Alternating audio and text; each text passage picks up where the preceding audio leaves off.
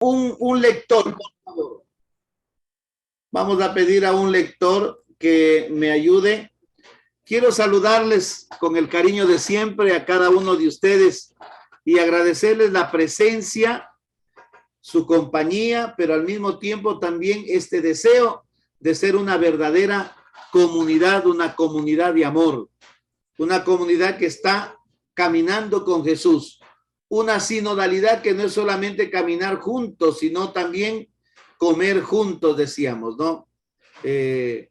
Sinodalidad, pero también al mismo tiempo que sinodei, también decíamos sin stein, sin stein, sin comer juntos, sentarnos en una misma mesa. Y estamos empezando a vivir esta unidad entre nosotros.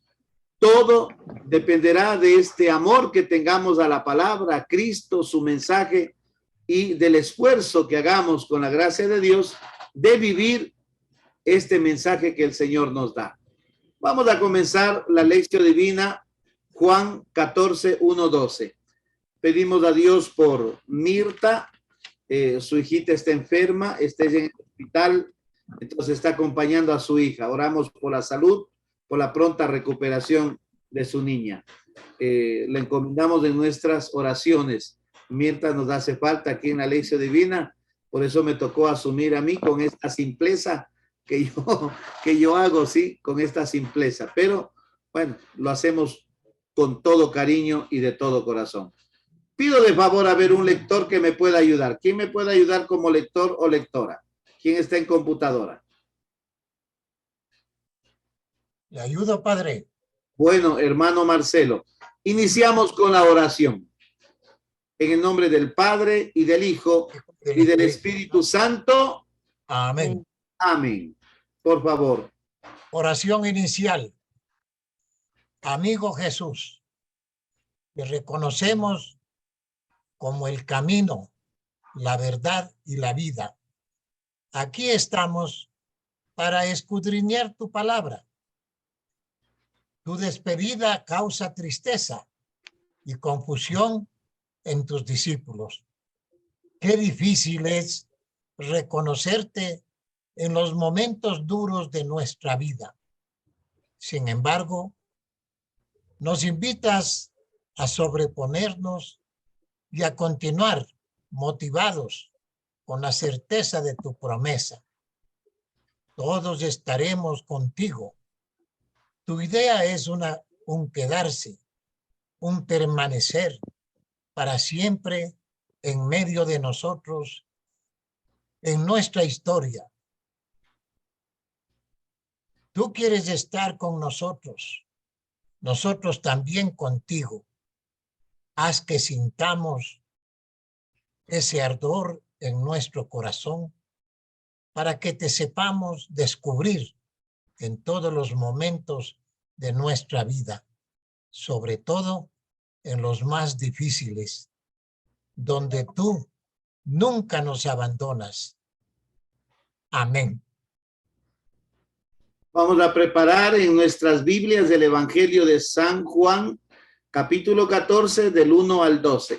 Tengan todo su Biblia, porque la lección consiste en yo mismo ir saboreando las palabras de Jesús, irlas mirando, irme apropiando de esa palabra, ir, como dice la palabra de Dios en el Evangelio de Juan mismo, ¿no es cierto?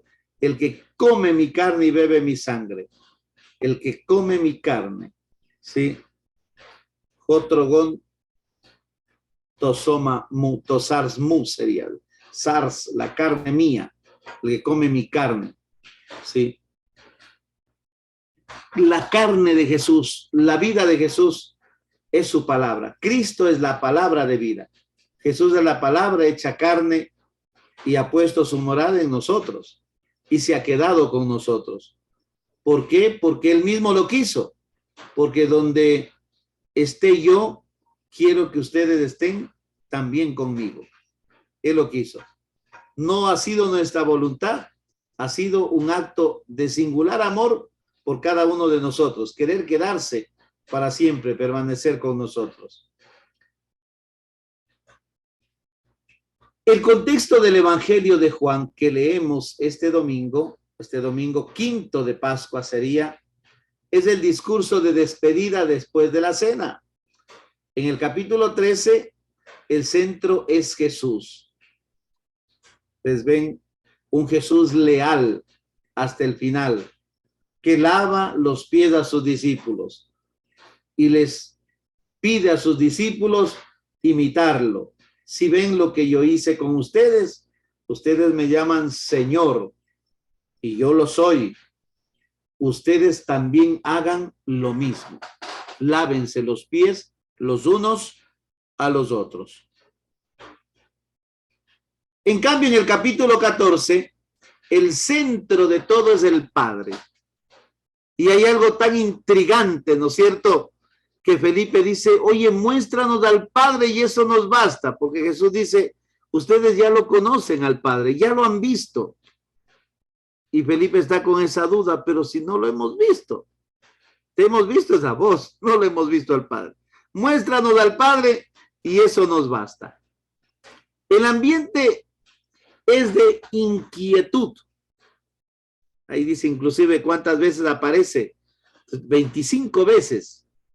El ambiente es de inquietud, la traición de Judas, el anuncio de la negación de Pedro, el anuncio de la partida.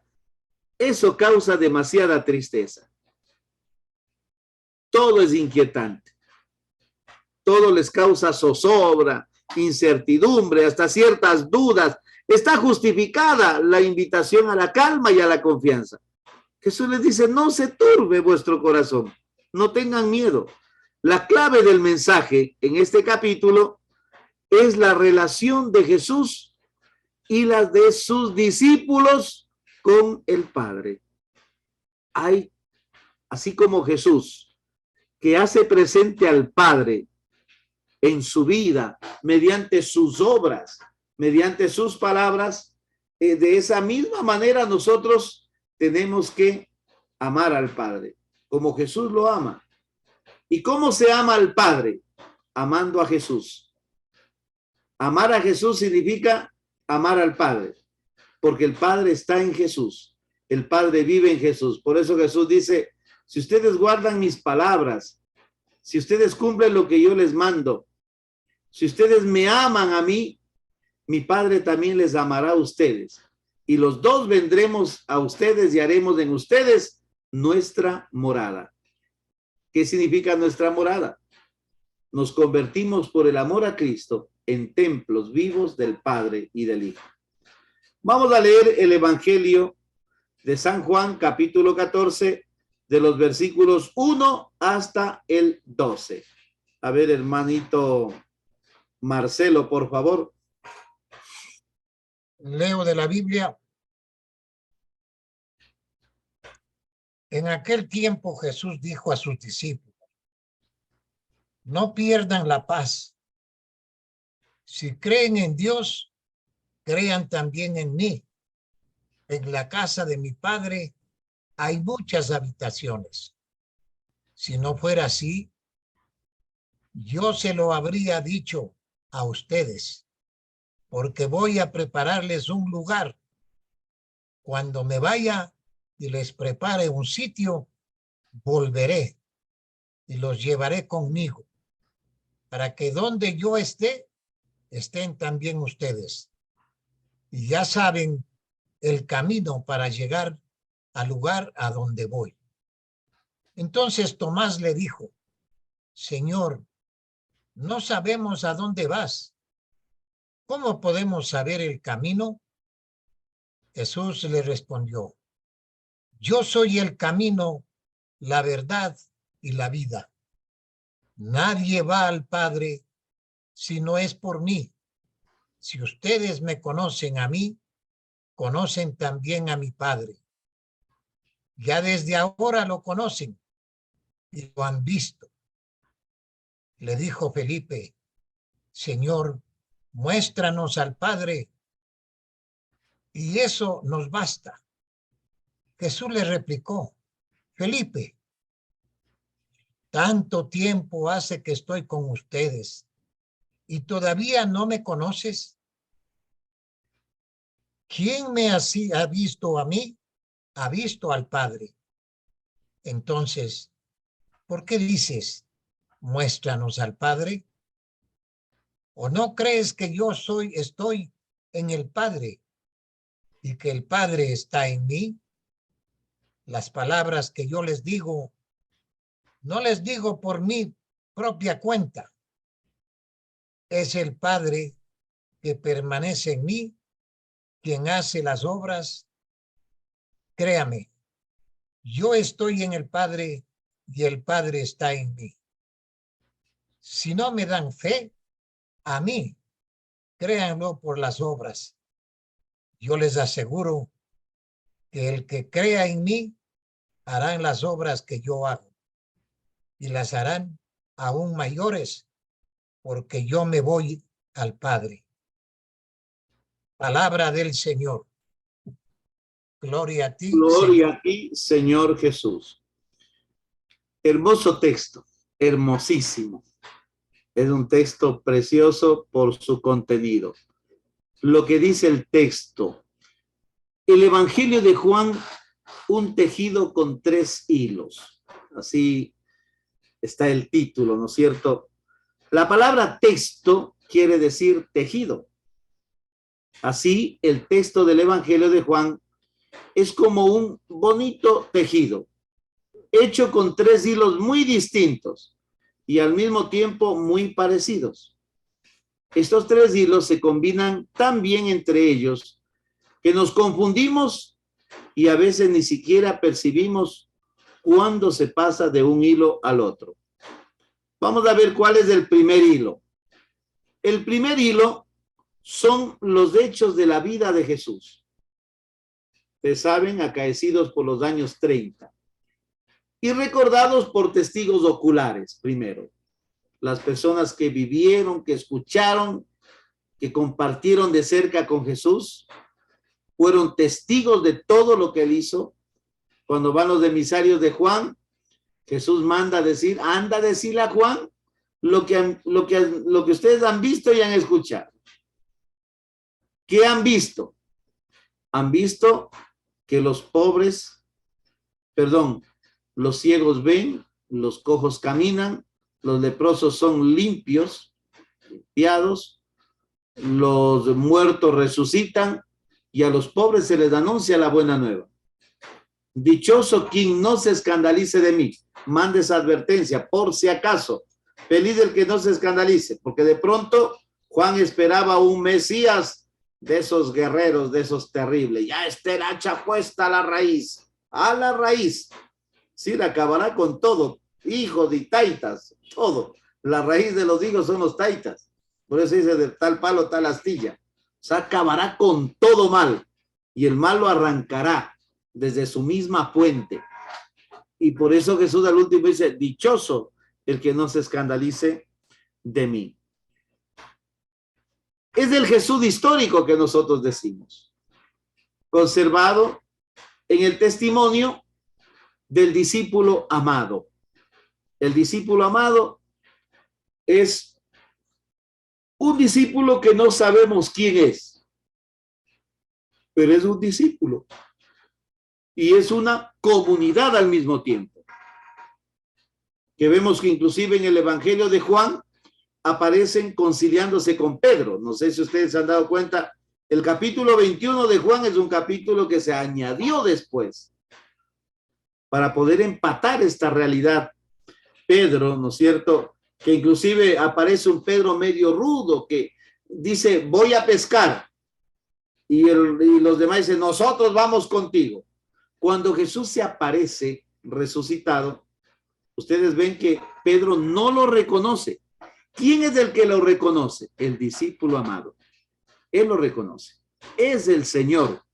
Cuando Pedro escuchó, es el Señor, en ese momento Pedro toma ciertas actitudes, ¿no es cierto? Pero es cuando escucha. Es otro, es el discípulo amado el que lo reconoce. El segundo hilo son los hechos y los problemas de la vida de las comunidades de la segunda mitad del siglo I. No puede el evangelio, la palabra de Dios, entrar en un lugar ajeno a la realidad. La palabra de Dios no es un dictado de Dios. Estas comunidades viven una situación concreta en su vida, problemas, dificultades, divisiones, ciertas ideologías que se están metiendo, ¿no es cierto?, como un cáncer en las comunidades. Sin embargo, están convencidas de esa fe, en la presencia del resucitado. Jesús está vivo en medio de las comunidades. Las comunidades han iluminado su realidad, sus problemas, desde el hecho histórico de Jesús, desde la realidad de Jesús de Nazaret. Así, por ejemplo, los litigios que tenían con los fariseos acabaron por influir profundamente la narración y la transmisión de las discusiones entre Jesús y los fariseos. Las primeras comunidades tuvieron problemas con los fariseos. Claro que sí. Es que después de Jesús hay que reconocer que los apóstoles, las comunidades son judías. Y en todo caso hay prosélitos y hay también temerosos de Dios, que son dos realidades de personas que de una u otra manera simpatizan con la religión judía. Los prosélitos inclusive han dado su adhesión, adhesión a los judíos. Se han hecho circuncidar, aceptan la Torá como medida de la vida, como aquella que tiene que regir la vida entera, y todas las prácticas judías como suyas, prácticamente olvidando su cultura, olvidando todo, dejando atrás todo su pasado. Entonces, frente a estos conflictos, ¿qué es lo único que logra resolver los problemas de la primera comunidad? Los hechos y dichos de Jesús. A tal punto que eso hace que cualquier problema se resuelva, como aparece en Hechos 15. Pablo mismo dice, y los apóstoles Pedro y Santiago nos dieron la mano. ¿Qué quiere decir nos dieron la mano? No solamente significa nos ayudaron, nos apoyaron en lo que nosotros estábamos haciendo. No, sino que dar la mano significa como confiar totalmente. ¿Sí? Antiguamente no habían estos documentos de transacción, los pagarés, los recibos. No, antes era la palabra lo que valía. Era la palabra. Y como un signo de confirmación de esa palabra, nos dábamos la mano, se daban la mano, para decir confirmado. Nos dieron la mano, nos confirmaron en la fe. Es muy bonito esto, ¿no? Entonces, el tercer hilo son los comentarios hechos ya por el evangelista. Porque no olviden que el hecho histórico de Jesús, después la vivencia de la realidad de las comunidades y la comunicación de la tradición de Jesús, que es una tradición oral, luego vienen ya los comentarios hechos por el evangelista. Los autores sagrados que ponen por escrito lo que Jesús dijo, lo que Jesús hizo, pero adecuándolos a la realidad de cada entorno, de cada contexto donde ellos describían, a la que ellos se dirigían. Es importante la realidad a la que se dirigen. No es lo mismo Pablo, no es lo mismo Mateo, no es lo mismo Marcos, no es lo mismo Mateo, no es lo mismo Lucas, ¿sí? Son evangelios diferentes, que hay que interpretarlos según los destinatarios, a quién se dirige. Por eso es importante conocer al autor Mateo. Precisamente en esto está la charla, ¿no?, de ahora. En los 5 capítulos que describen la despedida, del 13 al 17, acuérdense que el capítulo 17 termina con la oración sacerdotal, donde Jesús recoge todo esto que ha dicho y lo pone en oración. Una oración totalmente confiada al Padre, donde Jesús lo que pide es la unidad como signo de amor, como signo del discipulado. El discipulado se hace más evidente, se hace realidad en la capacidad de estar juntos, en la capacidad de comer juntos, de caminar juntos. Esos son los capítulos. Bueno, hay modos de conversar, una conversación superficial que lanza palabras al aire y que revela el vacío de las personas. Y hay una conversación que va profundamente al corazón. Hay diferentes modos de hablar. Ojalá nuestras conversaciones sean profundas, ¿no es cierto? Temas que a nosotros nos ayuden en realidad. Claro que en este contexto de amistad, de cariño, de cercanía, pero nos ayuden también a crecer, que nos ayuden a crecer.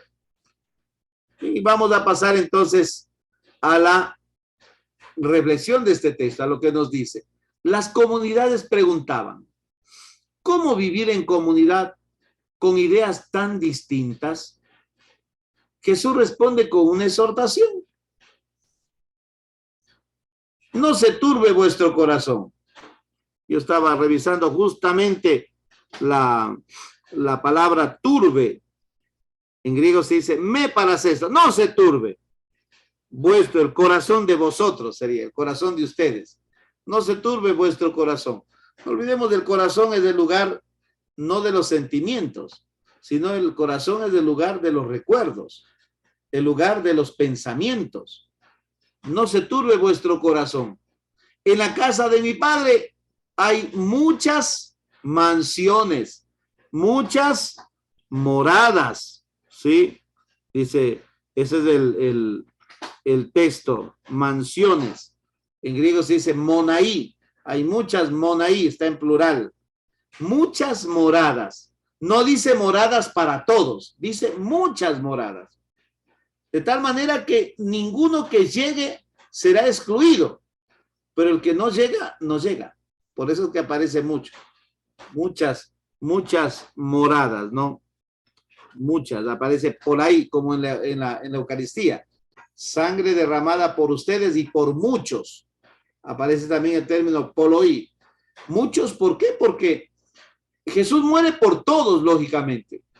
Pero quien no acepta la muerte de Cristo, la redención que hemos de hacer, como una mamita que matricula a sus 10 hijos al colegio, pero 2 no quieren estudiar, o sea, todos tienen oportunidad, la misma oportunidad, pero no todos aprovechan, no todos quieren, no todos acogen, no todos asumen, porque piensan que de pronto es un camino fácil.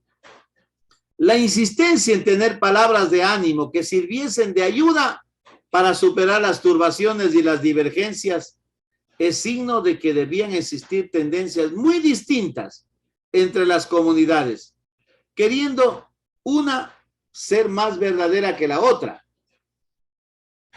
Jesús dice, en la casa de mi Padre hay muchas mansiones. No es necesario que todos piensen de la misma manera. Hay muchas mansiones. ¿Sí? No sé si ustedes quieren entender esto o lo entienden. Hay muchas mansiones. No todos tienen que entender de la misma manera las cosas. Hay lugar para todos. ¿Sí? Y San Pablo mismo para poder definir esto hace el símil del cuerpo. Dice, el cuerpo es uno, pero los miembros son diversos. Cada miembro tiene su propia función. La mano no puede decir al ojo no te necesito porque no es ojo. ¿Por qué? Porque el ojo necesita de la mano. Nadie dice yo cogí la cuchara con el ojo. Entonces, nos necesitamos los unos de los otros. Lo que importa es que todos acepten a Jesús como el enviado del Padre y que por amor suyo tengan actitudes de ¿qué? De servicio y amor. Amor y servicio son como el cemento que pega los ladrillos de la construcción de la pared y hace que las distintas comunidades se conviertan en una iglesia sólida de hermanos y hermanas. Yo les decía, una comunidad que no es perseverante es como un ladrillo suelto ¿Se puede robar un ladrón un ladrillo suelto? Sí. ¿Se puede robar un ladrón un ladrillo que está pegado en la pared? Jamás. El ladrón no va a poderse robar un ladrillo, pero si está suelto, sí. Se los lleva porque se los lleva. A veces nosotros somos esos grupos, de esos guetos distantes, sueltos. En el capítulo 14 del 5 al 7, Tomás pregunta, Señor, no sabemos a dónde vas. ¿Cómo podemos saber el camino? Y Jesús dice, yo soy el camino, la verdad y la vida. Entonces vamos, sin camino no se camina. Sin verdad no se acierta.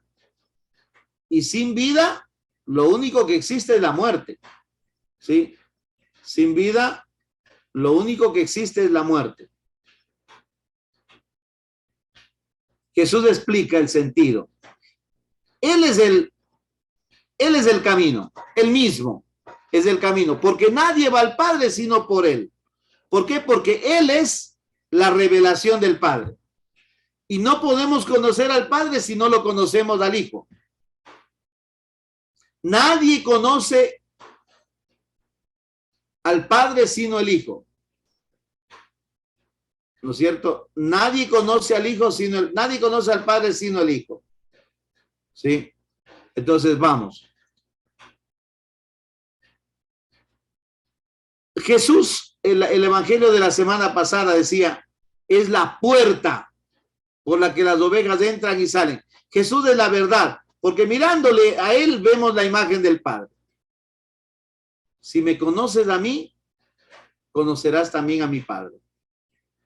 Y Jesús es la vida, porque caminando como Jesús ha caminado, estaremos unidos al Padre y tendremos vida. Un texto maravilloso del Evangelio de Juan, en el capítulo 6. Desde el comienzo mismo, Jesús comienza con este banquete de vida. Juan 2, una boda, donde se acaba el vino. Y realmente ese es un obstáculo para que la fiesta continúe. No puede haber fiesta si no hay vino. ¿Cómo puede haber una fiesta sin vino? El vino nuevo es Jesús. Felipe le pide, Señor, muéstranos al Padre y eso basta. Jesús le dice, el que me ha visto a mí, ha visto al Padre.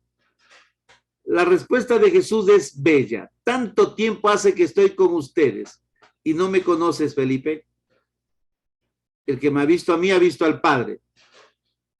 Esto nos aclara que no tenemos que pensar en un Dios lejano, en un Dios que está afuera, como decía en el Antiguo Testamento, un Dios que está por arriba, por encima, el Dios de las alturas. Dios está cerca. Basta mirar a Jesús y estamos mirando a Dios. Él lo ha revelado en las palabras y en las obras. Si no me creen a mí, créanlo por las obras. ¿Sí? Las palabras que yo les digo, utiliza la palabra, no se dice logo, sino grémata.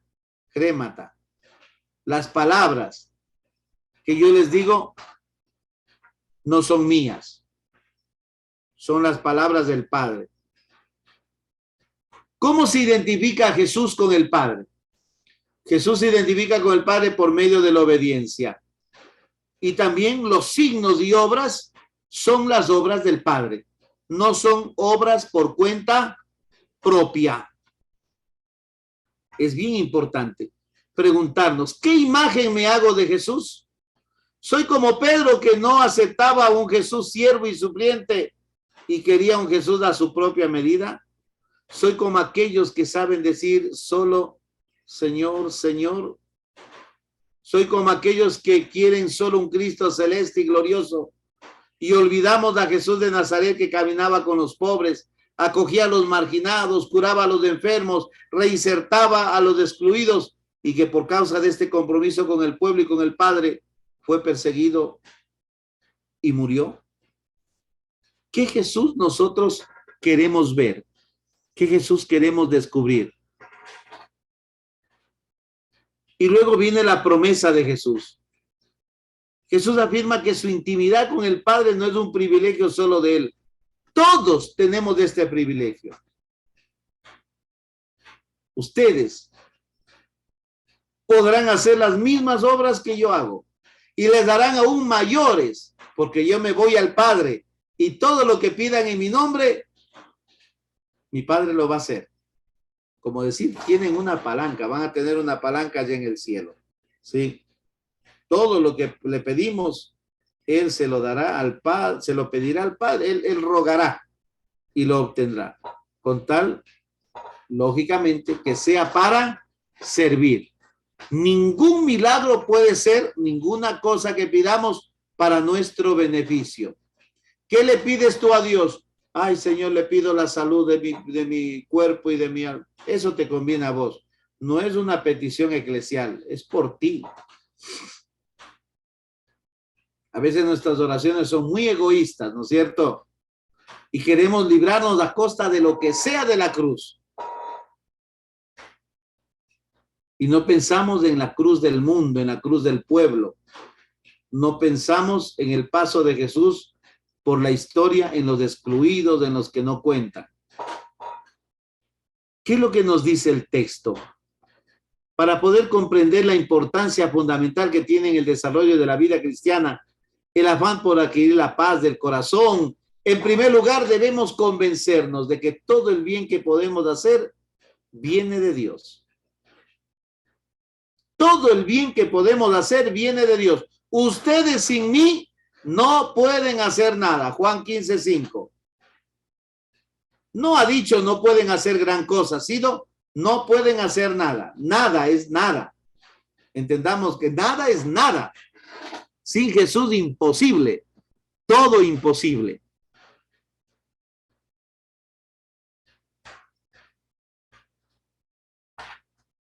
Es necesario que estemos bien convencidos de esta verdad. Y para que sea una experiencia de todo nuestro ser, habremos de pasar por frecuentes fracasos, pruebas, humillaciones permitidas por Dios. Dios no interviene de esa manera. Dios no interviene para librarme de los problemas, no hacerme meter en los errores, no. Es parte de la historia de mi vida, por eso tenemos que darnos la mano los unos a los otros.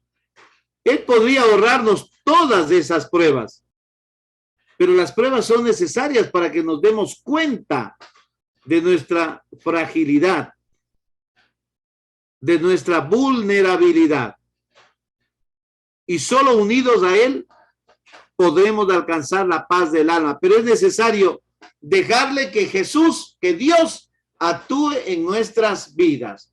Solo quien se alimenta de las palabras y de la vida de Cristo y a ejemplo de Él busca la voluntad del Padre, en la vida puede ser capaz de resistir cualquier tormenta y gozar de una verdadera paz, no una paz de cementerios, como Jesús mismo dice en Juan, les doy la paz, pero no una paz como la que el mundo da, porque la paz que el mundo da, imagínense, será paz cuando nos damos la mano entre países con risas hipócritas, con tratados a medias, tratados marginales, convenios politiqueros, transacciones económicas opresivas, ¿sí?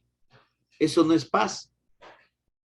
Esa paz no quiere Dios. La paz es fruto de la Pascua. Es un don pascual. La paz quiere decir resucitar, vivir una vida nueva, no simplemente darnos la mano o simplemente ayudarnos a medias. Cuando por fin comenzamos a gozar de su amistad y vivir según su verdad, experimentamos la paz. Y es entonces cuando nos lanza un nuevo reto, ser apóstoles con nuestros hermanos y familiares, para convertirnos así en el fermento positivo y ayudar a transformar la sociedad. Acuérdense ustedes, qué bonito. Andrés, ¿a quién encuentra primero? A su mismo hermano, Simón, a quien es presentado ante Jesús y Jesús lo llama tu eres Kefas. Simón eres, pero te llamaré Kefas. Pero empieza por la propia casa. La misión comienza por la misma realidad de la casa, donde a veces la propia casa es un completo desierto y donde nuestra voz tiene que ser una voz que resuena en ese desierto. Hermano Marcelo, lo que le digo al texto, vamos a hacer la oración.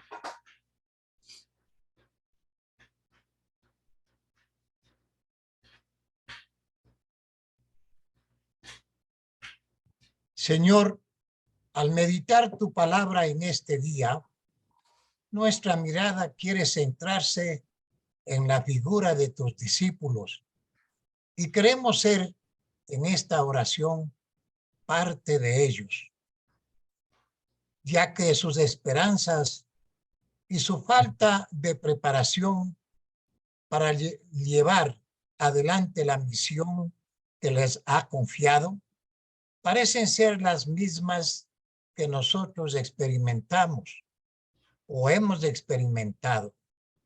Señor nuestro, queremos agradecerte el mensaje que nos has regalado en este día. Tu palabra siempre será fuerza para seguir en el camino que tú nos has trazado. Será también humildad para acoger la verdad que nos has revelado. Y será el anhelo de disfrutar algún día de la vida eterna en aquella habitación que nos has preparado. Te pedimos, Señor, que aumentes nuestra fe y que hagamos a un lado aquello que nos estorba para comprender tus designios y hacer tu voluntad. Amén. Amén. Bueno, vamos a ver en nuestra acción qué podemos hacer, a qué nos podemos comprometer como fruto de este texto. Interiorizar primero este texto, escuchar estas palabras como que se dirigen a mí mismo. Jesús me habla hoy. Escuchar la invitación de Jesús a renovarme constantemente, a sacudirnos de perezas, de seguridades y a crecer como persona. En muchas ocasiones no es cierto que podría Jesús levantar su voz y decirte: hijo mío, tanto tiempo contigo y todavía no me conoces. 6 años de catecismo, cuántas misas, cuántas celebraciones y todavía. No olvidemos que la palabra conocer no se refiere, no es un acto intelectual. Conocer es seguir. Haz tanto tiempo que estoy contigo y todavía no me sigues, o sea, no estás convencido de esto, de este camino, no has dado tu adhesión, no te has renovado por la fe, no me has dado, no eres discípulo. En tu vida de relación con los demás, procura ser más creíble a Dios Padre, último fundamento de nuestra esperanza. ¿Cómo hacemos creíble el mensaje de Jesús? Indudablemente con nuestro testimonio. E invita a otras personas a las que puedas acercarte a compartir la experiencia de Jesús. Ojalá podamos hacer realidad.